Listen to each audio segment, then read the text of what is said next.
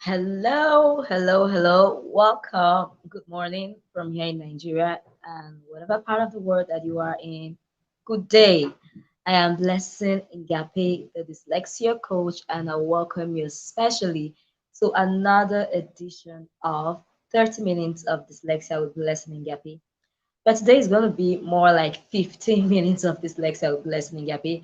And I know most people who are going to be watching this will most likely be watching the replay because this is a very short one. I'm here just to show you the way on how to get trained as a dyslexia teacher for free. Okay, please can you excuse me when you have children in the house. So you're going to learn how to train, you're going to get trained as a dyslexia teacher. Okay, so quick. First, have you heard of NERSI before? Nursery learning. Now, I love them because nursery is always looking for a way to ensure that more teachers get to hear about dyslexia. And they have a course that they run for $20, but about 3 times every year, they open that course up for free. I know in November, the course was open for free. Excuse me.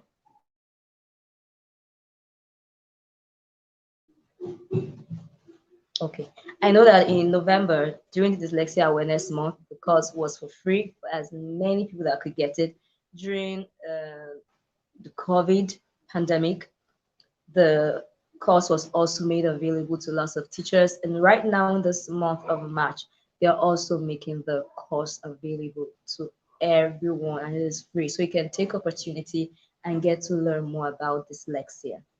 Now, it is important that you do. Of course, the course doesn't tell you in details the step-by-step methods to take in teaching children with dyslexia, but it really helps you in getting to know how children with dyslexia learn the signs of dyslexia. It just helps you understand better what dyslexia is, and every teacher needs to know this. In Nigeria, while researching, I realized that only 2% of teachers in Nigeria have heard of dyslexia. It means 98% of teachers have never heard the word. And research also says that 1 in every 5 kids have dyslexia. So we have this number of children who are dyslexic, meaning that there's at least an individual who is dyslexic in a class. And then in that school environment, only 2% of teachers know what dyslexia is. That means that in some schools, nobody even knows what dyslexia is. So we can imagine what the kids are going through or what they have gone through over the years because of their dyslexia. So it is important that you know what it is. And nursing gives you the opportunity to know what this is. Okay? It gives you opportunity to know what the signs are so that you can raise an alarm, to know how to teach a subject so that the child can understand it. And it gives you all of this for free in this month of March.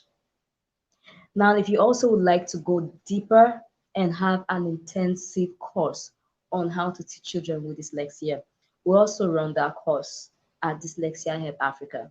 And if you followed the 30 minutes of dyslexia with Blessing Ingyape and friends the past 2 weeks, you realize that I've had people come up and share their experience. These are all teachers who have taken the course, you know, and they've come out here to share their experience, how it has been very beneficial to them. And you can also be a part of that. Now, I give a lot of free content. If you follow me on Facebook and you follow me on Telegram, on Instagram, you come to realize that I give a lot of content. Okay? I give lots and lots of content. But then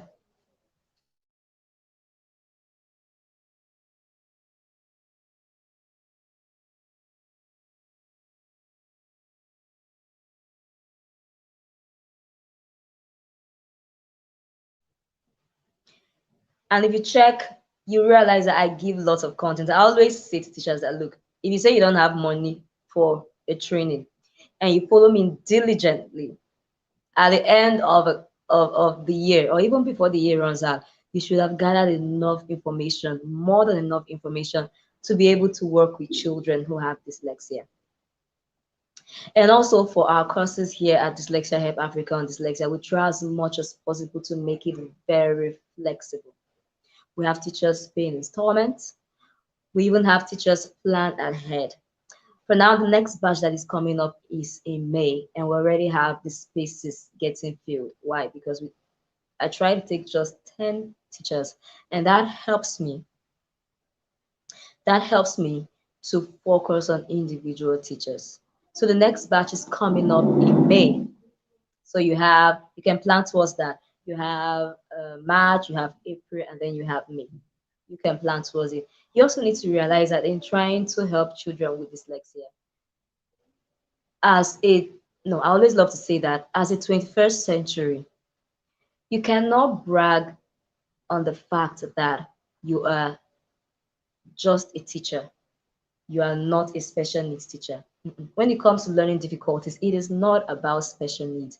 This is about diverse learners. If you're able to meet the needs of different kids in your classroom, that also includes a child with dyslexia. Because when it comes to learning difficulties, it primarily has to do with the approach and the methods you use in teaching.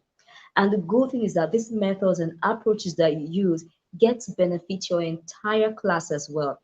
I love to talk so much about the multisensory approach. And when we talk about this approach, I always tell educators that this approach is not just for children with dyslexia. This approach is very beneficial even to your neurotypical kids. But because it involves a lot of work, it involves us putting in the work, creating the resources. We try not to touch it until we meet a child who needs help. That's for teachers who still use it when they meet a child who needs help.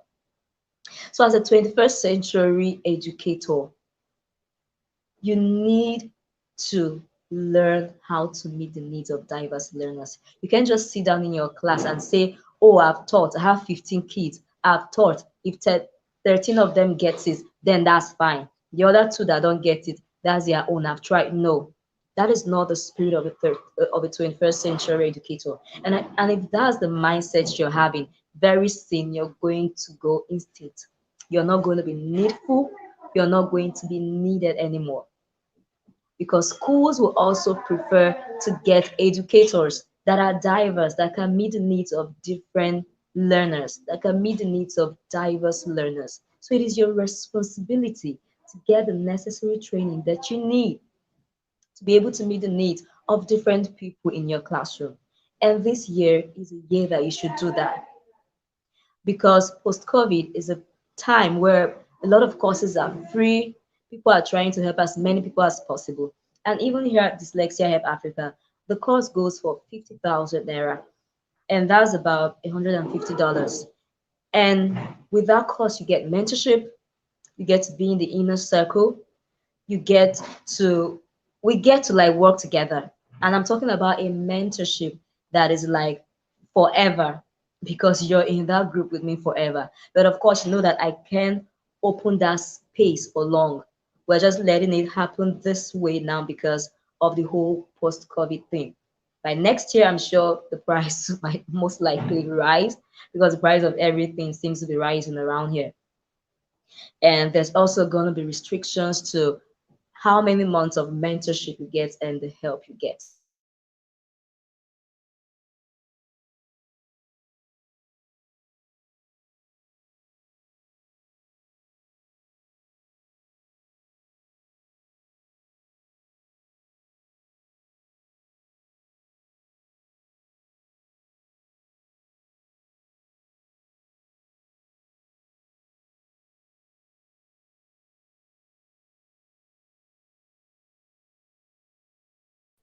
Okay, so I'm back now. Okay, so it is important, okay, that you get trained. So take the opportunity and get trained. Take the opportunity and give help. These children need you. And here at Dyslexia Help Africa, we're trying our best to make sure it is very affordable for you. So the next training is in May, and you can start planning for it. You can reach out to us. I want to put the details here. Good. So you can reach out to us if you need help. Okay, maybe you're like, okay, Blessing, I want to get trained. For now, I want the free training by Nessie. Perfect. We're going to tell you how to go about it. Or you're like, I want to plan for the intensive structured literacy program that comes with mentorship in May. Fine, you can start planning for that now. You can decide to split your payments. That okay, I'm going to pay this amount this March, I'm going to pay this amount in April, and I'm going to pay the full amount in May. You don't have an excuse for not getting trained. So no longer is I don't have money an excuse, because there are different ways depending on the level that you are that you can get trained. And beyond the fact that you're offering help to these kids, you're also developing yourself and you're making yourself more available for different positions out there. You know, I'm in a lot of teacher groups. Let me divert that and divert a lot. Let me divert a bit, because I'm also very passionate about teachers' welfare. And I don't believe that yes, teaching is a noble job, but then it is a job where there is no money. That is not true. There is nothing that you're very passionate about that you cannot generate wealth from. So when I see teachers on different groups that I am complaining, I ask them questions. How much have you invested in yourself? The last certificate you have is a certificate you got from school when you graduated. The other trainings that you've had are most likely free trainings. How have you developed yourself, yet you want to be paid higher? It is not possible. I've realized in the 6 years I've been teaching that for each time I've developed myself, somehow the value I've added to people have increased, and then the resources that come to me have increased too. You cannot deny that what I do is for passion. But the good news is that this passionate thing I also do also bring in the resources. And one of the reasons that I'm always willing to go the extra mile to get trained. For some people, they might think that, oh, the way Blessing Ingyape is now, she doesn't need any training. I need lots of training. I still need lots of it. I still plan for lots of training. Lots of countries that I still want to go to get trained and learn how to work with kids outside my continent. So you don't stop adding value to yourself.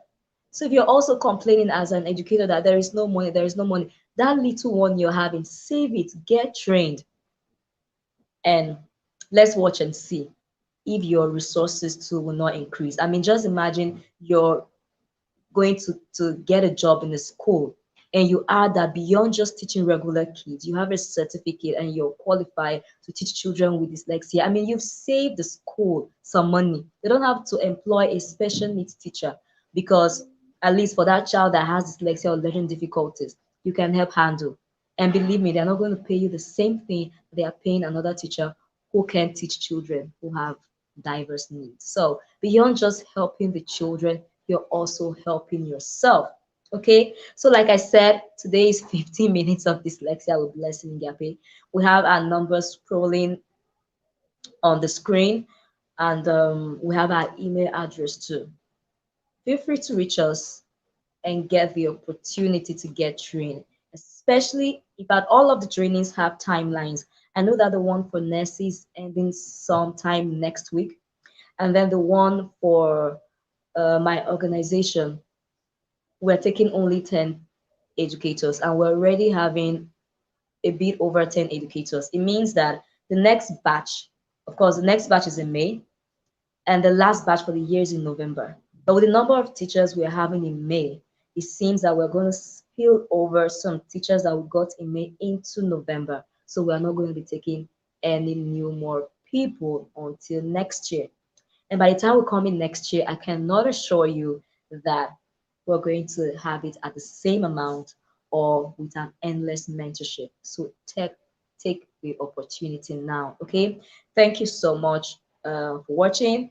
If you're watching live, thank you. Hello to you. And if you're watching the replay, thank you also for watching the replay. You can drop your comments, your questions in the comment section, and I'll be sure to respond to them.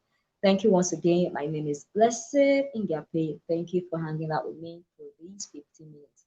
Have a great weekend. Bye.